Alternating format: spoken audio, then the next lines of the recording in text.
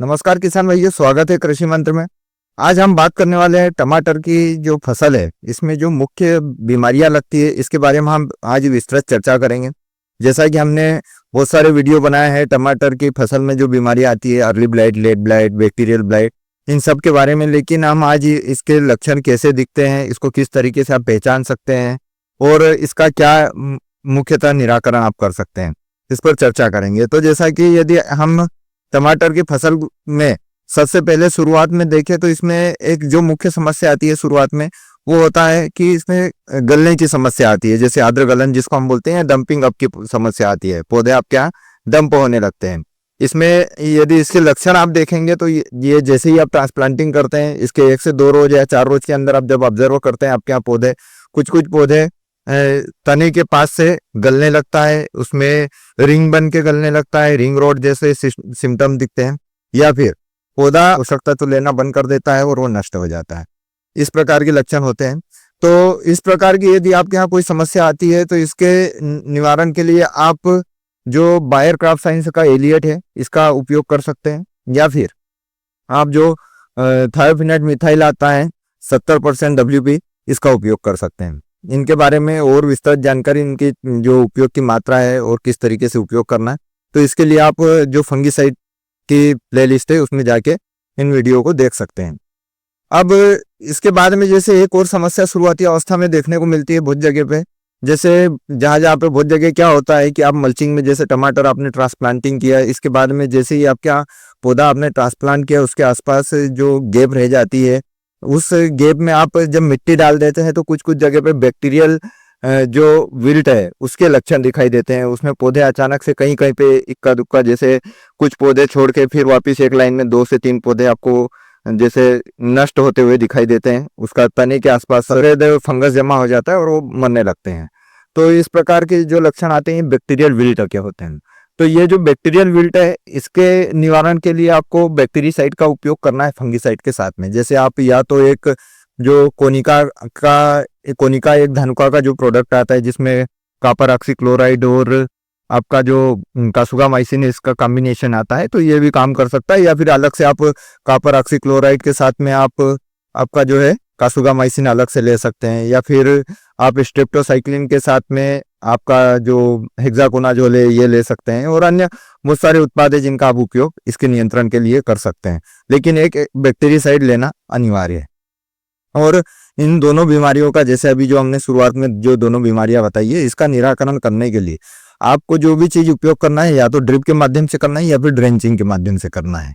इसमें आपको स्प्रे से इतना लाभ नहीं मिलता है, इसको आप ड्रिप या ड्रेंचिंग करवाइए। जो दूसरी इसके बाद में जो समस्या है, कि जो मुख्य समस्या है टमाटर की, वो है अर्ली ब्लाइट।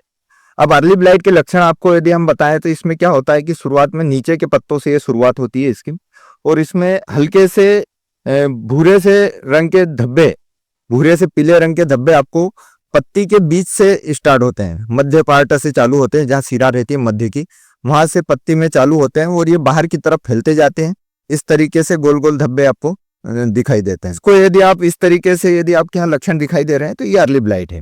और अर्ली ब्लाइट के नियंत्रण के लिए बहुत सारे उत्पाद उपयोग होते हैं। इसके बारे में हम हमारी जो फंगिसाइड की प्लेलिस्ट है उसको आप देखिए, उसमें बहुत सारे उत्पाद मिलेंगे। जैसे आप जो मैनकोजेब प्लस साइमोक्सिनिल है, और आपका अर्ली ब्लाइट पे काम करेगा आपका एक्रोबेट है, और एक्रोबेट पोलीराम का कॉम्बिनेशन आप उपयोग कर सकते हैं, या फिर एक्रोबेट कंप्लीट नाम से जो उत्पाद आता है उसका उपयोग कर सकते हैं, मैनकोजेब का उपयोग कर सकते हैं। बहुत सारे उत्पाद है जिनका आप उपयोग कर सकते हैं। इनके बारे में आपको हमारी फंगिसाइड की लिस्ट में जानकारी मिल जाएगी। और इसके बाद जो तीसरा जो इसमें जो मुख्य समस्या आती है तीसरी, वो है लेट ब्लाइट। अब लेट ब्लाइट को जो पहचानने की तरीका है वो इस तरीके से आप इसको पहचान सकते हैं। जैसे हमने अर्ली ब्लाइट के लक्षण जो देखे थे, वो पत्ते के बीच वाले पार्ट से शुरू होकर बाहर की तरफ धब्बे बढ़ते जाते हैं। ठीक उसी प्रकार के धब्बे या झुलसन जिसको हम बोलते हैं, या जो बर्निंग आ जाती है पत्तों में, वो बाहर की तरफ से किनारे से चालू होती है और पत्ते के अंदर की तरफ आते हुए दिखाई देती है। जो धीरे धीरे आपके पत्तों के ऊपर जो धब्बे बनते हैं वो किनारे से बनना चालू होते हैं, और ये धीरे धीरे बढ़ के आपके पत्ते के बीच में आते हैं, ये टहनियों पे जाते हैं, शाखाओं पे जाते हैं और फूल तक पहुंच जाते हैं। यहाँ तक कि आपके टमाटर के फल पर भी इसके धब्बे दिखाई देते हैं। ये लेट ब्लाइट के लक्षण है। यदि लेट ब्लाइट के ज्यादा ही लक्षण बढ़ रहे हैं तो आपके यहाँ टमाटर के फल पर भी इसके लक्षण दिखाई देते हैं। हल्के से भूरे रंग के जो धब्बे रहते हैं वो धीरे धीरे इतनी ऊपर चढ़ जाते हैं, तो ये लेट ब्लाइट है। अब लेट ब्लाइट के नियंत्रण के लिए बहुत सारे उत्पाद आते हैं, जैसे हमने बात की कि हमारे जो फंगिसाइड वाली लिस्ट है उसमें है इन्फिनेटो का उपयोग कर सकते हैं, और भी बहुत सारे फंगिसाइड आते हैं, जैसे आपका एक्रोवेट कंप्लीट है, और आपका और भी अन्य बहुत सारे उत्पाद हैं, इनका उपयोग लेट ब्लाइट के नियंत्रण के लिए कर सकते हैं। अब इसके बाद में एक और समस्या आती है, वो है बैक्टीरियल ब्लाइट। टमाटर में बहुत जगह ये देखने को मिलता है कि बैक्टीरियल ब्लाइट के लक्षण तो होते हैं लेकिन उसको पहचान नहीं पाते हैं। आप क्या फूल जलते हैं, आप बोलते हैं कि फूल जल रहे हैं, तो इस प्रकार की समस्याएं आती है। लेकिन इसके लक्षण यदि आप देखेंगे तो बैक्टीरियल ब्लाइट के लक्षण आपको पत्ती के बीच में धब्बे जरूर दिखाई देते हैं, लेकिन जैसे हमने अर्ली ब्लाइट और लेट ब्लाइट के जो लक्षण बताए वो हल्के से भूरे रंग के धब्बे रहते हैं, जबकि आप बैक्टीरियल ब्लाइट के लक्षण देखेंगे तो इसके जो धब्बे रहते हैं वो काले रंग के रहते हैं।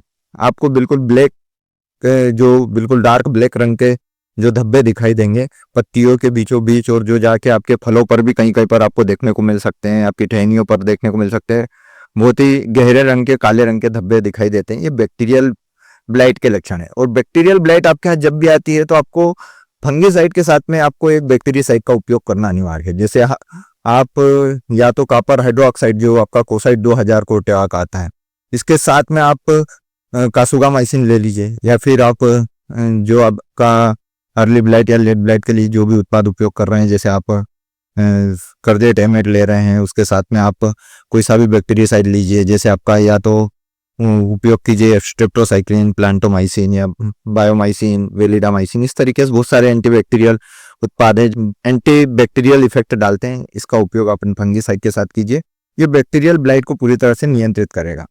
तो ये मुख्य समस्याएं हैं आपके टमाटर में जो फंगस जनित है, जिसके बारे में हमने अभी बात की। इन सब के बारे में जो उत्पाद आपको उपयोग करना, उन उत्पाद की भी यदि जानकारी आप देखना चाहते हैं तो आप फंगिसाइड वाले पार्ट में जाइए। फंगिसाइड की हमारी प्लेलिस्ट बनी हुई है, वहां पे आपको सारी जानकारी मिल जाएगी। यदि आप चैनल पर नए हैं तो चैनल को सब्सक्राइब कीजिए, बेल आइकन पर क्लिक कीजिए, और खेती से जुड़ी जानकारी आपको मिलती रहेगी।